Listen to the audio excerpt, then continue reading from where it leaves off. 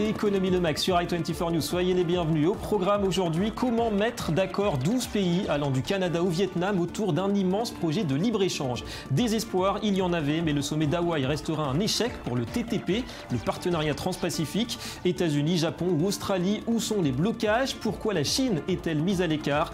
Dov Zera sera avec nous. Et justement, ils se savent en première ligne face aux conséquences d'une telle ouverture des marchés. Les agriculteurs japonais sont inquiets. Le TTP ne ferait qu'accroître les importations de riz notamment. Comment garantir l'avenir de leur activité? Les nouveaux débouchés promis seront-ils suffisants? Gros plan sur une filière en plein doute tout à l'heure. Voilà pour les titres, merci d'être avec nous. On commence par un passage en vue de l'actu éco international et d'abord bien sûr la réouverture de la bourse d'Athènes après 5 longues semaines de fermeture suite au contrôle des capitaux. C'est une débâcle, moins 22% immédiatement après le coup d'envoi des échanges avant de se stabiliser autour de moins 16%.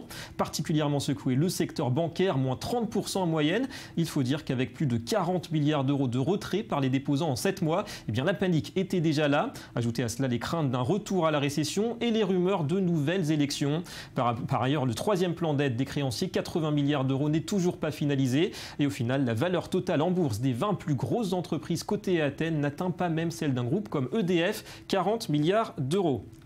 Dans l'actu également, ce succès pour Thales, contrat à plus d'1 milliard d'euros décroché ce lundi par le groupe français d'électronique auprès des transports en commun londoniens. Il s'agira de rénover 4 lignes du métro de la capitale britannique. La mission porte sur le système de signalisation et de contrôle des trains. Thales promet une augmentation des capacités de l'ordre d'un tiers à l'issue du programme. En Europe toujours, une pluie d'indices ce lundi concernant l'activité manufacturière. Elle progresse en juillet en zone euro et plus que prévu, 52,4 pour l'indice PMI Market, soit très légèrement en dessous du score de juin. Mais on reste largement au-dessus de la barre des 50 qui sépare croissance et contraction. La France en revanche marque le pas, 49,6, tandis que l'Allemagne, l'Espagne ou l'Italie affichent eux une croissance solide. Notez aussi que le marché français de l'automobile est resté sur sa lancée en juillet, plus 2,3% pour les immatriculations de véhicules neufs dans l'Hexagone, soit un peu plus de 147 000 voitures écoulées. Et en Chine, on publiait aussi les indices de l'activité manufacturière qui a subi en juillet son 5e mois tout de même de contraction. C'est d'ailleurs la plus forte en 2 ans. L'indice PMI recule à 47,8, plus bas niveau depuis 2013 sur fond de baisse des commandes. Les entreprises du secteur réduisent du coup les recrutements ainsi que les prix. L'indice manufacturier chinois est sous la barre des 50 points et à ce niveau, on peut supposer que l'économie traverse une phase de faiblesse prononcée. Cela aura évidemment un impact sur le marché boursier chinois à Shanghai pour lequel nous pouvons nous attendre à une nouvelle baisse. Voilà, et sachez également qu'Apple a perdu sa place de numéro 1 des ventes de smartphones en Chine. Au 2e trimestre, l'américain s'est fait dépasser par les Chinois Xiaomi et Huawei d'après un classement indépendant. En bref, HSBC, qui vient de faire état d'une baisse de son bénéfice net, annonce ce lundi la vente de sa filiale brésilienne pour 5,2 milliards de dollars. Après le scandale SwissLeaks, la banque poursuit donc sa stratégie de recentrage vers l'Asie avec la suppression prévue de 50 000 postes à travers le monde et la réduction de 25% des actifs du groupe. Et puis les pays de l'ONU se sont mis d'accord hier sur un nouveau plan d'action en faveur du développement durable. 3 à 4 000 milliards d'euros par an sont nécessaires. Parmi les objectifs, éradiquer l'extrême pauvreté dans le monde qui frappe 1 milliard d'individus vivant avec moins d'1 euro par jour. En parallèle, le FMI a publié sa première évaluation de l'économie somalienne en plus de 20 ans. Un pays dévasté par autant d'années de guerre civile, mais l'espoir semble aujourd'hui de retour. Écoutez. Nous n'avons aucune donnée statistique. Donc, ces dernières années, nous avons aidé les Somaliens dans certains domaines, y compris la gouvernance de la Banque centrale et la préparation de son premier bilan. 73% de la population somalienne vit en dessous du seuil de pauvreté, soit 2 $ par jour. Cela dit, les conditions économiques se sont considérablement redressées depuis la fin de la guerre civile, et en particulier l'an dernier, avec une hausse du PIB d'environ 4% et une inflation faible d'environ 1%. Le Le libre-échange transpacifique attendra. TTP en français, TPP en anglais. Cet énorme projet commercial ambitionne de réunir 12 pays qui pèsent 40% du PIB de la planète, dont la première et la troisième économie mondiale, États-Unis et Japon. La Chine en est exclue, question de stratégie, de lutte d'influence, mais les choses n'avancent qu'à petits pas. C'est ce qu'ont pu constater à Hawaï ce week-end les ministres du commerce des États concernés, avant d'étudier les mécanismes avec Dov Zera, le rappel des faits de Johanna Citruc. Tout avait bien commencé. C'est sous le soleil d'Hawaï que ces ministres du commerce s'étaient donné rendez-vous la semaine dernière. Les représentants de 12 pays, pesant 40% du PIB mondial, et engagés dans les négociations pour le TTP, le traité transpacifique. Son objectif, faciliter et donc augmenter les échanges entre l'Amérique et l'Asie de l'Est en contournant la Chine. Mais après 4 jours de discussions pourtant productives, aucun accord n'a été conclu. Nous, ministres du commerce de l'Australie, de Brunei, du Canada, du Chili, du Japon et de la Malaisie, du Mexique, de la Nouvelle-Zélande, du Pérou, de Singapour, des États-Unis et du Vietnam. Nous annonçons qu'après une semaine de réunions fructueuses, nous avons fait des progrès significatifs. Et nous allons continuer à travailler sur la résolution de quelques questions qui restent en suspens, afin d'ouvrir la voie à la conclusion des négociations sur le traité transpacifique. Parmi les questions qui divisent, le commerce de voitures, de riz, de sucre et de produits laitiers. Car un accord de libre-échange pourrait favoriser les pays les plus compétitifs sur ces marchés, mais pénaliser les autres. Je suis très confiant sur le fait que nous allons trouver cet équilibre juste et mettre en avant les intérêts de l'efficacité des exportateurs de produits laitiers à travers le monde et pas seulement les miens. Nous allons trouver une façon de faire avec les complexités politiques de nos amis autour de la table qui sont moins compétitifs. Autre point d'achoppement, la propriété intellectuelle, notamment dans le secteur pharmaceutique. Plus les brevets sont longs, plus l'arrivée sur le marché de médicaments génériques est retardée. Or, c'est cette concurrence moins chère qui permet de tirer l'ensemble des prix vers le bas. Les nations participantes étaient en désaccord sur la question de la propriété intellectuelle et elles ne pouvaient donc pas terminer les négociations avec la signature d'un accord.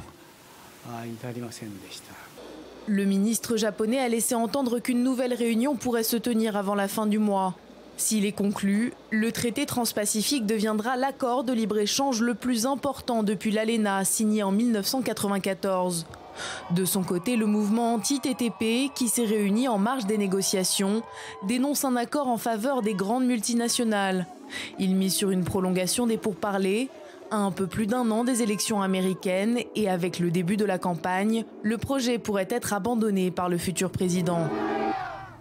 Et en tout cas, ce pourrait être un vrai thème de campagne si les discussions s'éternisent. On a le plaisir d'accueillir Dov Zera. Bonjour. Bonjour. Expert en économie internationale, merci d'être avec nous. D'abord, en quelques mots, pourquoi ça bloque, on l'a vu à Hawaï. Est-ce que toutes ces questions, ces dossiers, le riz, le lait, la propriété intellectuelle, est-ce que c'est simplement des détails qui seront bientôt surmontés? Non, ce ne sont pas des détails, ce sont des sujets importants. Il est difficile de s'attarder, ça serait prendre des risques à ce stade dans une négociation. Il y a toujours des moments où cela coince, où cela pose problème. Le riz, parce que c'est une spéculation très subventionnée, notamment au Japon. La propriété intellectuelle est toujours un sujet compliqué et difficile, même dans les négociations intra-européennes. Donc il faut voir comment tout cela va évoluer. Vous ne pensez pas que c'est un peu trop ambitieux peut-être de réunir ces 12 pays si différents géographiquement, culturellement, socialement? Mais c'est tout l'enjeu. C'est tout l'enjeu. Barack Obama s'était fixé un certain nombre d'objectifs lorsqu'il a été élu. Le rétablissement économique de l'économie américaine, le fait qu'il n'y ait plus de troupes américaines au sol, avec la sortie d'abord de l'Irak, puis progressive de l'Afghanistan. Le fait également aussi que le pays se porte plus vers le Pacifique que vers l'Atlantique. Alors justement, ce qu'il faut dire, c'est que les États-Unis imposent un petit peu le rythme de ces traités. Il y a le TTP, donc pour l'Asie, le Pacifique, et puis il y a le TTIP qui est en pleine négociation avec l'Europe, donc des méga projets de libre-échange. Est-ce que tout ça, finalement, ça répond à un seul objectif, contrer l'influence de la Chine sur le commerce mondial? C'est clair, et c'est la volonté des États-Unis de demeurer la première puissance mondiale en étant le pivot d'un accord avec les principales économies asiatiques et d'un accord avec l'Europe. Mais ce n'est pas parce que les États-Unis poursuivent cet objectif que pour autant, nous, Européens, nous devions pour autant faire la fine bouche ou ne pas y aller. Parce que c'est l'intérêt aussi de l'Europe d'être dans le coup, de rester dans l'histoire. Et rester dans l'histoire pour l'Europe, aujourd'hui, c'est un accord stratégique avec les États-Unis, c'est un accord stratégique avec le monde arabe, c'est un accord stratégique avec l'Afrique subsaharienne, et demain aussi,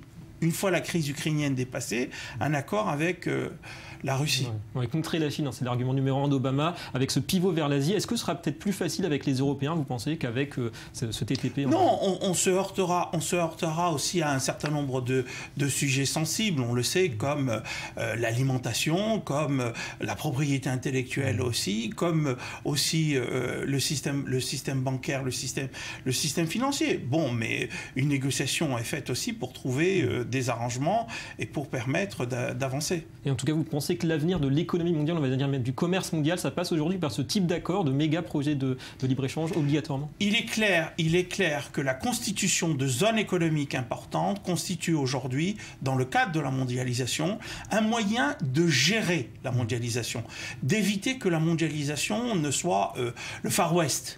Et c'est ça ce qui est important. Avec une tentative de gagnant. Et ce qui est important, si nous, Européens et Américains, nous entendons sur un certain nombre de normes, eh bien ces normes elles vont peut-être prévaloir au niveau mondial. Et donc une organisation intermédiaire entre l'organisation nationale, l'organisation européenne et l'organisation mondiale, dans le cadre de ces traités, de ces échanges, constitue une façon de gérer cette mondialisation. En 2 mots, un mot aussi sur la Chine. Est-ce que la Chine, en face, on imagine qu'elle ne reste pas les bras croisés, elle a les moyens, les outils pour lutter contre ces traités? Pour le moment, d'abord, la Chine a à faire face à un certain nombre de problèmes économiques importants, un ralentissement de la croissance économique, des difficultés sociales importantes. Et donc, c'est pas la priorité. C'est probablement pas la priorité, et elle ne s'inscrit pas dans une démarche collaborative en Asie. Merci beaucoup, Dov Zera, d'avoir accepté notre invitation. Merci à vous. On reste sur cette problématique d'un éventuel libre-échange transpacifique. En plus concret cette fois, on va voir comment les agriculteurs japonais attendent la mise en place du TTP. Les producteurs de riz sont particulièrement concernés par l'impact d'un accord, et vous allez le voir, les sentiments sont mêlés. Anxiété vis-à-vis d'une hausse des quotas d'importation et espoir de nouveaux débouchés à l'export et de soutien aussi des autorités pour moderniser leur activité. Laura Duhamel nous explique tout cela, regardez. Eux aussi s'inquiètent des conséquences d'un possible traité de libre-échange transpacifique. Les agriculteurs japonais sont en première ligne. Si le TPP voyait le jour, il devrait alors composer avec une nette augmentation des importations de riz américain, dont les quotas passeraient de 50 000 à 70 000 tonnes par an. Pour certains, l'accord signifierait la fin de leur activité. Je n'ai aucune idée de ce que je vais faire si l'accord est entériné. Le Japon produit déjà plus de riz que nécessaire pour le pays. Si on importe encore plus de riz, nous, les petits agriculteurs, nous n'aurons pas d'autre option que d'abandonner notre profession. Mais pour d'autres, la perspective du TPP pourrait être l'occasion de réformer une agriculture vieillissante et d'augmenter les exportations. Aujourd'hui, la moyenne d'âge des agriculteurs japonais est de 67 ans. Le TPP pourrait redynamiser la profession. C'est l'opinion de Tadamichi Saito, un jeune agriculteur qui voit dans ce traité l'espoir de nouveaux débouchés. Les industries manufacturières japonaises dans le domaine automobile ou informatique sont largement reconnues dans le monde. Ce n'est pas le cas de notre agriculture. C'est pour cela que je pense que c'est une chance pour nous de présenter au monde nos produits agricoles et de présenter leur niveau élevé de qualité et de sûreté. Entre 1995 et 2002, suite au GATT, le Japon avait dépensé 6 000 milliards de yens pour aider les agriculteurs, soit un peu plus de 48 milliards de dollars. Ces derniers attendent donc cette fois beaucoup de ce nouveau traité. Si le sommet d'Hawaï ne s'est soldé par aucun accord, le TPP est en bonne marche et devrait, quoi qu'il en soit, bouleverser l'activité dans de nombreux secteurs. Un accord qui s'étendrait du Canada à la Nouvelle-Zélande augmenterait la production annuelle mondiale de presque 300 milliards de dollars. Des chiffres à donner le vertige. Le Media Watch tout de suite. L'automobile pour entamer cette revue de presse avec le service de cartographie de Nokia. Bonjour Jonas Citruc. Bonjour David. Earmaps a trouvé ses repreneurs. Oui, plusieurs candidats étaient pourtant intéressés, notamment Facebook, le réseau social, ou la société de VTC Uber, mais c'est le consortium formé par Audi, BMW et Daimler qui vient de mettre la main sur Earmaps pour 2,8 milliards d'euros. L'opération devrait être finalisée début 2016 et surtout, elle devrait permettre aux 3 constructeurs automobiles d'équiper leurs véhicules avec ce service de cartographie et donc de réduire leur dépendance vis-à-vis de l'américain Google Maps. De son côté, Nokia explique vouloir se concentrer sur son rapprochement avec l'équipementier français Alcatel-Lucent. Et on sait également que Earmaps lui rapportait de moins en moins d'argent, 970 millions d'euros en 2014 contre plus d'1 milliard 2 ans plus tôt. En tout cas, derrière tout ça, c'est la bataille pour la voiture 2.0 qui est lancée. Et puis on parle, Johanna, vacances, c'est le moment, pas n'importe lesquelles, les vacances collaboratives. Oui, l'initiative vient de Butterfly, un site de location de bateaux entre particuliers qui s'est associé à 2 autres grands noms de l'économie du partage, Wicar pour les voitures et Airbnb pour les logements. Ensemble, ils proposent de gagner des vacances collaboratives. Pour participer au casting, rien de très compliqué, il suffit d'être 3 et d'envoyer soit une vidéo, soit une lettre de motivation. 5 groupes seront sélectionnés pour découvrir les plus belles îles de France, tout frais payés. En échange, ils devront donc promouvoir l'économie collaborative sur place, mais aussi en partageant leurs expériences sur un blog ou différents réseaux sociaux. On peut miser sur un succès. Merci Johanna, à très bientôt. À bientôt. Voilà, fin de cette édition. Merci à vous d'avoir été avec nous. Économie Le Mag revient demain sur i24 News et l'info continue. Restez avec nous.